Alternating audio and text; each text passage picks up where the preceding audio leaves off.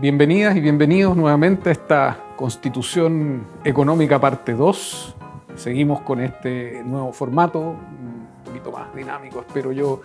por lo menos a mí me permite moverme un poco más. En el primer capítulo dedicado a Constitución Económica habíamos visto algunas ideas rectoras y habíamos examinado esta idea de quiénes pueden participar en la economía, ¿no es cierto? El rol que se le asigna al Estado y los matices que tiene la actividad de los particulares. El segundo criterio es cómo se toman las decisiones. La Constitución, sin quizás tomar una decisión explícita al respecto, diríamos que contiene o sigue conteniendo el marco para el desarrollo de una actividad en que las decisiones económicas fundamentalmente se toman a través del mercado. Sin embargo, hay algunos matices ahí que habría que identificar, ¿no es cierto? Por una parte, íntimamente vinculado a lo visto en el capítulo anterior, en aquellos casos en que determinados bienes salen del régimen de propiedad, obviamente respecto de esos regímenes, de esos bienes ya no habrá mercado y por lo tanto en relación a esos permisos de agua, permisos de naturaleza administrativa sobre bienes que puedan ser considerados inapropiables, desaparece la toma de decisiones a través del mercado. Luego, un segundo elemento que tiene un alcance acotado, pero que cabe mencionarlo en este contexto, es que cuando se habla de la regulación de las actividades económicas y se establecen las reglas para sancionar ciertas conductas indeseadas, como por ejemplo la colusión y abusos de posición monopólica, la propuesta de nueva Constitución introduce un concepto que habilita, por así decirlo, al legislador a intervenir en el mercado, porque se habla de la afectación del funcionamiento justo de los mercados. Entonces, en materia de teoría económica, obviamente que el mercado es un mecanismo para producir decisiones a través del encuentro de la oferta y la demanda, que se pueden regular algunas manifestaciones un poco patológicas o indeseadas, pero la idea de un funcionamiento justo de los mercados incorpora un elemento, una deontología de los mercados que se aparta de la tradición, ¿no es cierto?, por lo menos de lo que se ha entendido de cómo funciona el mercado para asignar recursos, ¿no es cierto?, como un procedimiento de toma de decisiones. Eso hay que tenerlo en cuenta. Luego, un tercer elemento, fundamentalmente en la relación entre capital y trabajo, es la introducción del derecho a huelga. ¿Por qué la introducción del derecho a huelga? Porque obviamente que a través de los mecanismos de negociación colectiva y el mecanismo o instrumento de presión compensatorio, ¿no es cierto?, de la posición debilitada de los trabajadores respecto de quién tiene el capital, a través de estos mecanismos las condiciones en las que se articula la relación entre capital y trabajo, obviamente que no son las que están dadas por el mercado, sino por este mecanismo específico de negociación y eventualmente el instrumento que es la huelga. Ahora, ¿qué particularidades tiene la consagración de la huelga en la propuesta de nueva Constitución? Primero, que se reconoce por empresa, se puede desarrollar huelga por empresa, se puede desarrollar huelga por rama de la economía o también por territorio. Los titulares del derecho a huelga son los sindicatos y a elección de los trabajadores se puede desarrollar en cualquiera de estos tres ámbitos, ¿no es cierto? Los sindicatos de una determinada localidad, de un determinado territorio, pueden acordar que la huelga se haga efectiva en un territorio determinado y no por empresa ni por rama de la economía. Esto es relevante porque esto implica que eventualmente las condiciones a las cuales se quiere llegar como resultado de la huelga, aquello que se está buscando por medio de la huelga como mecanismo de presión, van a afectar a unidades productivas que pueden tener muy distintas condiciones, ¿no es cierto? Ya no se trata simplemente de una empresa o de un tipo de empresas que se dedican a la misma rama de la actividad económica y que por lo tanto uno podría esperar que están sometidos más o menos a unos mismos vaivenes, la industria de la ropa, la industria del cartón, sino que además ahora se puede extender a un territorio. Y por lo tanto, todas las unidades económicas, aun cuando se dediquen a diferentes actividades, podrían eventualmente estar dentro de un mismo procedimiento de negociación y huelga. Y por lo tanto, esto genera algunas asimetrías importantes, ¿no es cierto? Porque un grupo lo suficientemente importante de trabajadores agrupados en sindicatos, de empresas importantes, ¿no es cierto?, tienen una posición negociadora que va a ser bastante más fuerte que aquellos trabajadores de una parte menor de las empresas, ¿no es cierto?, que quizás no tengan esa dimensión y que por lo tanto en el proceso de toma de decisiones y respecto de los estándares que se pidan como resultado, como objetivo de la huelga, pueden resultar eventualmente perjudicados. Por lo tanto, obviamente, como sucede en muchas cuestiones o regulaciones constitucionales, va a haber que ver cómo esto eventualmente se desarrolla, pero particularmente con el tema de la huelga a nivel territorial, la cuestión de la constitución económica sufre una modificación importante. Y un tema adicional relacionado con esto es que tradicionalmente se ha entendido que la huelga es un mecanismo de presión o un instrumento de presión legítima en la relación trabajador-empleador. O si ustedes quieren, en la relación o la configuración de la participación en la riqueza del trabajo y el capital. Sin embargo, la propuesta de la nueva Constitución contiene un elemento bastante interesante porque fíjense ustedes que dice que las organizaciones sindicales decidirán el ámbito de intereses que se defenderán a través de la huelga. Por lo tanto, la propuesta de nueva Constitución deja abierta la posibilidad de que los sindicatos decidan que la huelga no solamente se va a utilizar para intereses de tipo laboral. Esta disposición carecería de sentido si solamente se refiriera a los intereses de tipo laboral que, per se, por sí mismos, están comprendidos dentro de los procesos de negociación colectiva y a los cuales se aplica el mecanismo de presión de la huelga. Entonces, aquí es importante porque en el fondo lo que se dice es que los sindicatos van a poder perseguir cualquier interés a través de la huelga, no necesariamente los intereses laborales, y eso está amparado por la Constitución. Y por último, se señala que el legislador no podrá prohibir la huelga,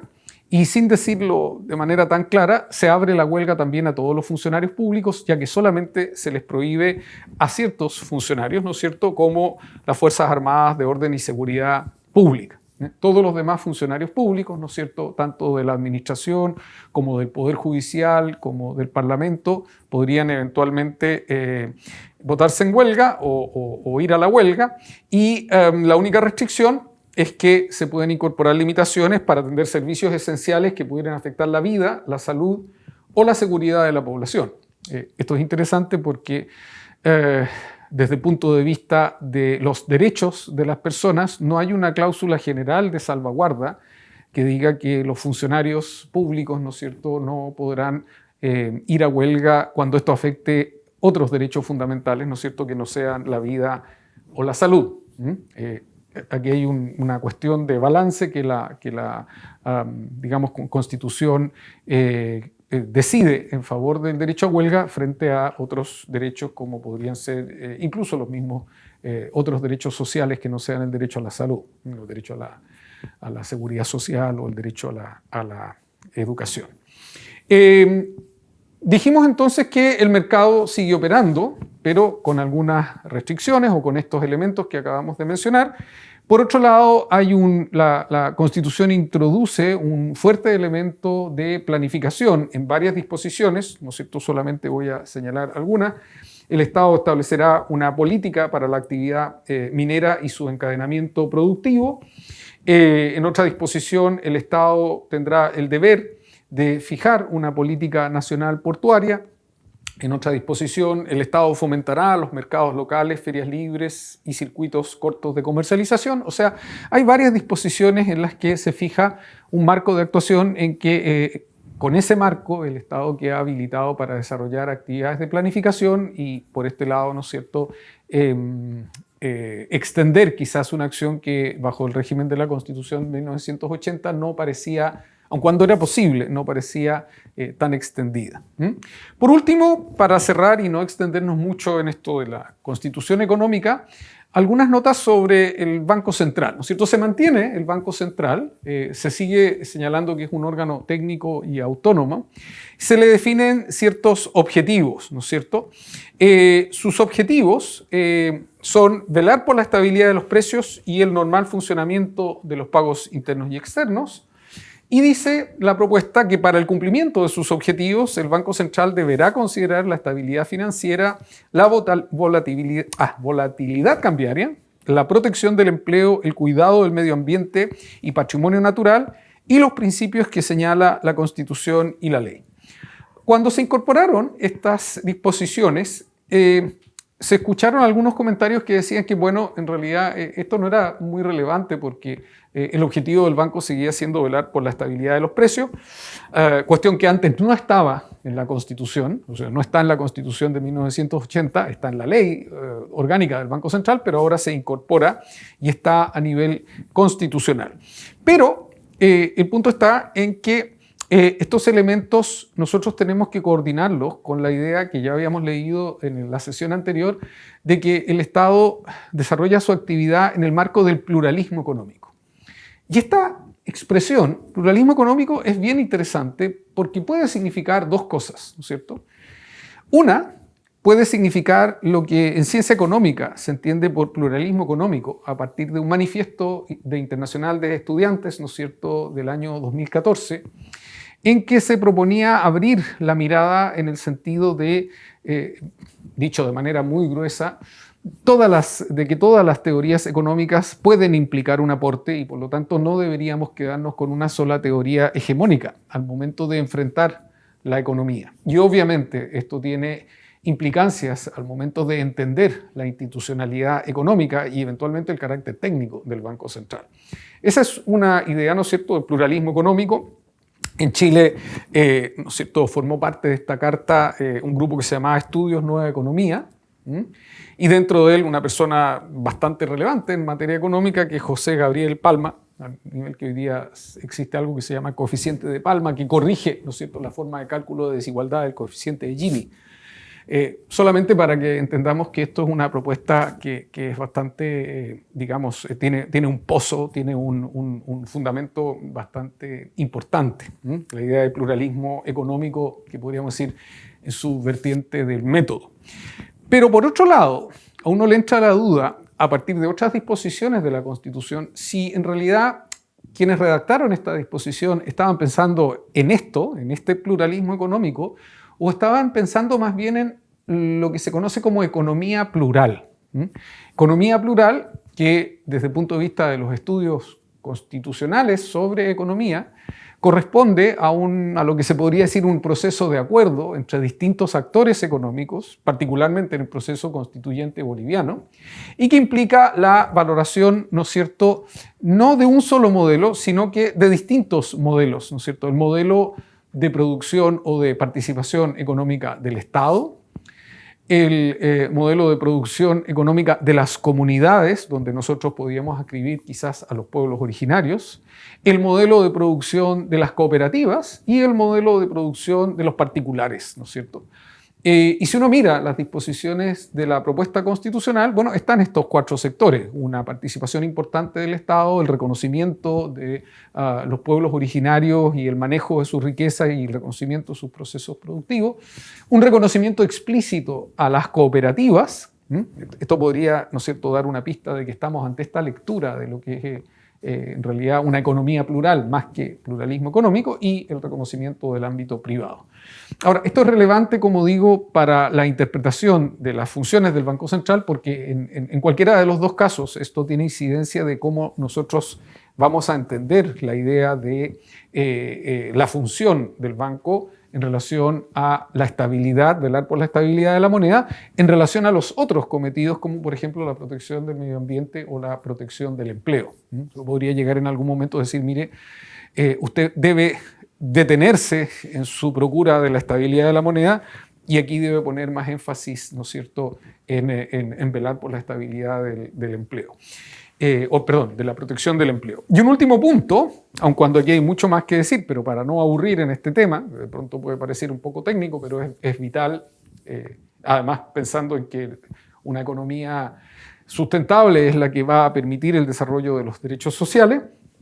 es que se genera un mecanismo de remoción de los integrantes del Consejo del Banco Central, y aunque está entregado a la Corte Suprema, incorpora un elemento que plantea una duda sobre si este órgano va a tener necesariamente un carácter tan técnico o si va a estar sujeto a algún tipo de evaluación, aunque sea de política técnica o de técnica política o como uno quiera llamarlo. ¿Por qué? Porque dentro de las causales de remoción está el que un consejero haya concurrido con su voto a decisiones que afectan gravemente a la consecución del objeto del banco. ¿Y esto qué significa? Esto significa que quien tiene que decidir sobre la remoción del respectivo consejero o consejera tiene que representarse lo que ha sido el estándar de conducta adecuado desde el punto de vista económico para el logro de los objetivos definidos en la Constitución y que, como hemos visto, son más amplios o pueden ser integrados de manera más amplia que velar simplemente por la estabilidad de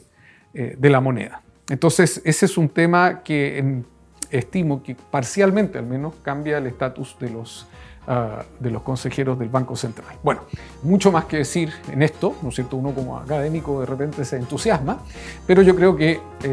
ha sido una sesión algo larga y para evitar fatigarlo, la dejamos hasta aquí. Que esté muy bien, nos vemos.